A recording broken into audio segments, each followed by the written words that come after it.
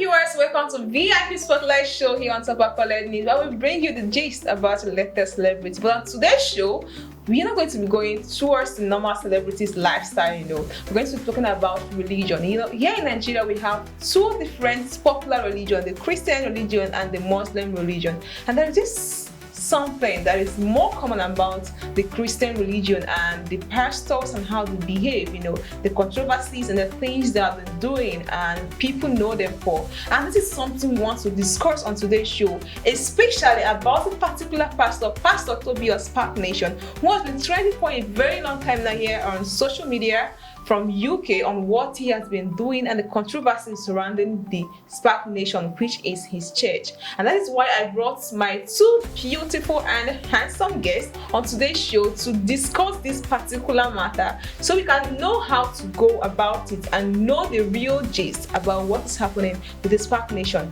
in UK. So by my right hand side today, I have Mr. John Paul, who has always been my guest on the show. Welcome, Mr. John Paul. Yeah, thank you. Hello, guys. My name is Mr. John Paul. I'm very glad to be here today. Thank you so much for joining us. And I have by my right hand side, and I have my left hand side, broadcaster here on Top Accolade News, Miss Okorocha. Welcome again, Miss Okorocha. Hi, everybody. My name is Okocha Ojorumi. Thank you for having me on this show. Thank you so much for joining us, our broadcaster, on today's VIP Spotlight. It's really amazing to have you on the show, ma'am. Thank you. And we look forward to having a wonderful moment together with John Paul on today's show. So let's move into the real gist of what we are going to be having today. The Spark Nation and Pastor Tobi. So I heard that Pastor Tobi moved into UK in 2005 and then his church in 2008. What I don't know is what did happen? What actually led him to moving from UK in 2005 and opening church in 2008? It's for a short period of time and I don't really know what happened. Do you have any idea of such? Okay. Pastor Tobi, normally born in Nigeria, moved to the UK in 2005. So with what we are hearing now, Pastor Tobi moved into the UK with the visitor's visa. Okay. And for my research, this visa only lasts for at most 6 months, is what you get as a tourist or something like that. Yeah. So he went there, and from the news, he has been staying there till now, 2004, and he opened his church in 2008. That's a very long time. Yes, that's a very long time. Very long. When Pastor Tobi went into the UK, he did many other jobs. Like he worked in kitchen. So like normal immigrants do. Yes, like normal immigrants, yeah. And from now, what we are seeing is that he didn't have legal papers. So I think that was why he worked in the kitchen, because that's the jobs that are available to people like immigrants. Okay. So he worked there and opened his church in 2008. And from my point of view, opening a church in a short span of time like that in just 3 years, I think that is very Nigerian of him. Because Nigerians, especially like our pastors, opening a church is like an escape route. Yeah, a big time business. Yes, it's a business. So it's an escape route. Maybe he has seen that it will fetch him money. Yes, this is the way that if he doesn't want to continue working in the kitchen for life, he has to open a church. That's very interesting. How this thing works is when God calls you, wow, wherever you are, and even if you are in the market or you are in a shop buying something, if God calls you wherever you are, your duty is to heed to that call. You are right. You see, Pastor Tobi was just like most people in Nigeria now, traveled abroad to visit his cousin, and during his stay there, like you said, he's a very hardworking man. That's what he said. Nigerian man. Yeah, the normal Nigerian is a very hardworking person. So he went abroad, on a tourist visa, but then he took up a job. I don't think anybody. The UK is very expensive though. I don't think I would want my friend to visit me because he's on a visa, visit visa. And not work. He will now stay at home and I'll be the person feeding him, paying the bills. It doesn't work like that. The UK is a place that once you get there, you be on your 10 toes and start looking for. That is true. So that's what he was doing, and God called him. So he won't blame the man for leaving what he was doing to answer God's call. And starting the church very, very early. That's how Okay. Are you not saying that God called him to start off the church? Yeah. I believe God called him because from kitchen to, most people have gone from WhatsApp places. Most people have gone from picking dirt in a waste bin to being kings and princes tomorrow. Sure. Yeah, I think That's very true. So what do you think made him so popular in Nigeria, social media? Because I'm just wondering what would have made him so popular. Is it his lifestyle, or the money, or the fact that he was once working in the kitchen, or the church? What actually made him so popular now? Lifestyle. He's best friends with our superstar here, Davido. And when you are best friends with Davido, as someone as influential as Davido, you automatically become famous. You automatically become famous. Take everybody around Davido. You must be famous. And he has a very unique personality, because imagine you are friends with Davido and you are a very rich pastor. Nigerians, they will ask themselves, how come a pastor is this wealthy and he's not like somebody that's rich and high seat? He's rich and he loves to show off. So Nigerians are questioning, how come he's rich, he's a pastor, he has Bugatti, Ferrari, those kind of things. Nigerians want to know. So I think the story surrounding him is what made him so very popular, especially in Nigeria. Okay, do you agree with such? Yeah, I think his popularity came from the people he hangs with, the celebrities, like you said. But then the success of a man doesn't come from his friends alone. Pastor Tobi, if not for his success, his partnership, the church, his church. Yes. If not for the success of his church, he won't have the opportunity to be sitting with Davido. Okay. So I think it's something that you have to give the man credit for his hard work. I don't think it's because was of the one that brought his himself. I don't think it's because of stagnation. Davido doesn't open that circle that you see. They don't open it to anyone. You walk your way there, and I think that's what he did. Really. So are you trying to say that other pastors can actually become such? And do you think it's a very good thing for pastors to be in conversation with people like such, and they're making it so open and showing up their wealth like that? That's not just like the way Pastor Tobi is doing now. Okay, you call them people like Davido. I don't know what people like Davido refer to, but then I know that as a pastor that has set out to win souls for Christ, you hang people like Davido, those celebrities that you see. They don't go.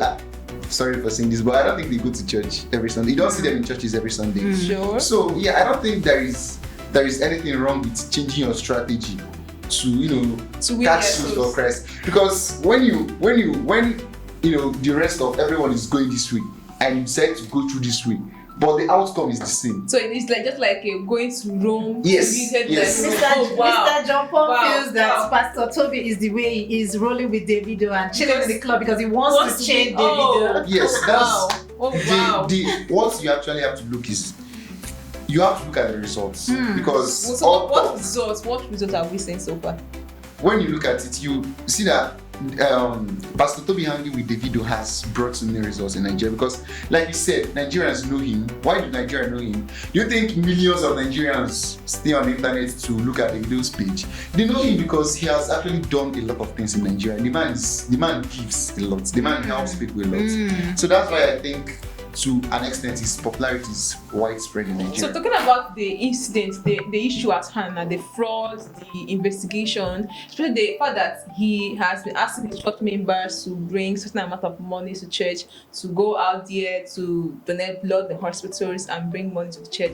With the kind of tax he's doing, do you think something that is expected of a pastor, or something that could be appreciated or can be encouraged in the church? Okay, personally for me, I think this is the Nigerians, the Nigerian idea of Christianity is tying scarf, covering your face, hands, doing things that are not very... I don't agree with that too. I know some churches here in Nigeria. I don't agree with that. Don't tie my ties. Okay, I'm sorry. I think the point I'm trying to make is that most people in Nigeria are not used to men of God being rich or being able to afford good clothes. No. We are used to that actually. Exactly. And the man's lifestyle. I don't think the man's lifestyle has anything to do with this. People, pastors in Nigeria, let me give you an example. Pastors in Nigeria ask their members to bring. Pastor Tobi, he said Pastor Tobi asked his members to bring money.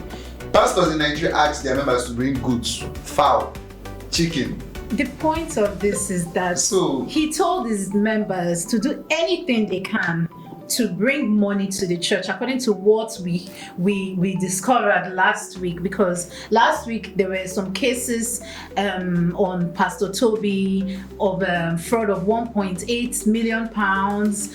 How his members came and they spoke about how Pastor Tobi told them to get funds for the church and all that stuff.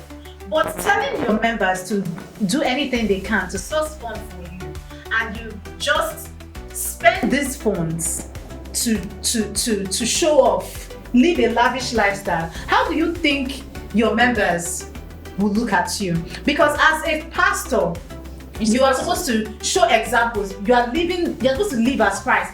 Humility is supposed to be a top virtue for you. You make your life as simple as possible.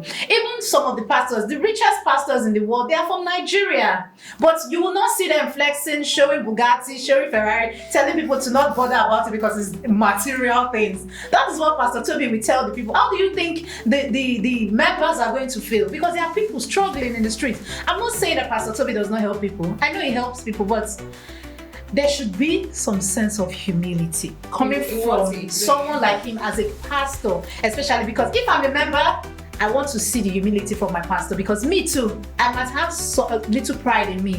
I want to learn from my pastor to be humble. But if I have a pastor like Pastor Tobi, I even want to show off more. Even what I don't have. That's if your problem is about, Pastor Tobi's lifestyle, the fact that he dressed well, that he drives a fancy car and has mansions, Pastor Tobi's case is just something that this is a person that is just take it as if this is his kind of person, because dressing up, driving expensive cars and having mansions and all those that, they do not amount to how a person is within himself. Because Pastor Tobi, the reason why I know that Pastor Tobi is a very nice person, aside these controversies and the case that he has now, is if you look at the amount of philanthropy that he has done, he helped people a lot in this country during the COVID period. He helped people in Tanzania also. So he has done a lot, and that's what you expect from somebody that drives the Bugatti. You expect somebody that drives Bugatti to actually help people, of course. And that's what he's doing. You get people like, how many billionaires can we count in this country that have done something just tiny, very tiny, similar to what Pastor Tobi has done? So it's about. Okay. You said something about. I think some people want to just think that to be humble, don't really need to look at your pastor. So if I'm not able to look at my pastor and learn something from me, who is that I'm going to look up to? Because your pastor is like a Christ you are seeing. Yes. Because he's supposed to be practicing what he's teaching, of course. Earlier I said we are bringing this down to Nigeria. It didn't happen in Nigeria. If you go over to the UK, those cars are normal. Those mansions, those clothes. You will not say those cars are normal. Driving a car of like $500,000. Did you see people staring at him? Did you see people staring at him? If they're not staring at him, did you see how they talk about him extorting money from them? They even stare. They stare. Driving a car of like $500,000 is even a big deal abroad, Mr. John Paul. I don't think his UK community, his church had a problem with that. The problem only came when the government have actually had a witch hunt on Mr. Tobi before in 2020. Yes. Okay. A similar case was brought before the police, but the police said they won't open an investigation because they know the case was baseless. I think this is the same thing happening now, and I think this pastor is going to emerge from this case stronger than he All was. right. We can't really say, but we're going to go a short commercial break now. When we come back, we're going to look more into what is happening at the moment, and actually the BBC investigation that is currently going on, and what is the likely result from whatever that is going on currently in the court or the government. But until then, let us know in the comment section what you think about Pastor Tobi and the Spark Nation. Do you support him, or are you against? Are you against his lifestyle? Let us know in the comment section. We'll be back shortly. Thank you.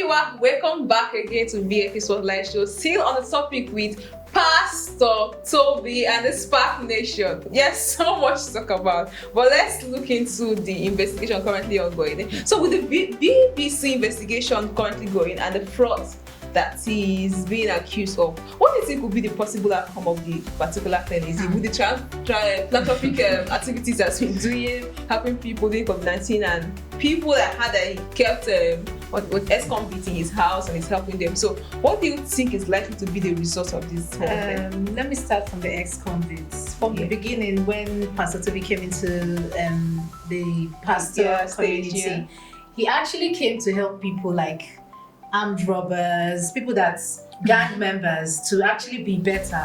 That's one thing they knew him for when he actually started his journey earlier on. No, he did not. I did not say that, please. I did not say that he changed though. But this case going on now, what we have heard so far is deportation. They're going to bring him back to Nigeria. But Pastor Tobi has come online to tell us that we should not bother, that he's at home. He's making us proud. That we should even be proud of himself, that he's in the UK, he's survived for so many years. The UK is somewhere that has actually pulled people down, but he has survived as a black Nigerian man. So let's be happy for Pastor Tobi. We're just hoping that he doesn't get deported. But if he gets deported, he's going to come back to Nigeria to meet us and chill with us and enjoy with us, his people, and chill with Davido. So let's just hope. Who knows? For the philanthropy during COVID-19 and all that, for me, helping during COVID-19 was like mandatory for everybody. I would say it was mandatory, especially for somebody that has a heart for such. Exactly. So you don't count that as anything. To me, maybe the government might count that, but I don't think we should count philanthropy, especially during COVID-19, as anything, because people were suffering. Even in my little way, I tried to help because people were gone at that point. Imagine people that normally they don't have work. They are now, it's like they have to sit at home, nothing to do, nothing. So in your own little way, you just have to help. So counting COVID-19 philanthropy as something is nothing for me. Okay. So what do you think about it? Do you support? Okay, I think Pastor Tobi is going to survive. He has already made a video telling people not to be worried. Okay. I was not worried. I was not among those that lost faith. Oh wow, nice. I never lost faith in the man. I think he's going to survive. I think he's going to be bigger. I think he's going to emerge a stronger man. Yes. Do you know, Pastor Tobi is, people has made a point on how he chills with celebrities, how he hangs with them and stuff like that. I think he should do that more, because are you serious? In this age now, that this is our parents' age, people are not used to pastors being mainstream. They always like pastors carrying their Bible, prophesying.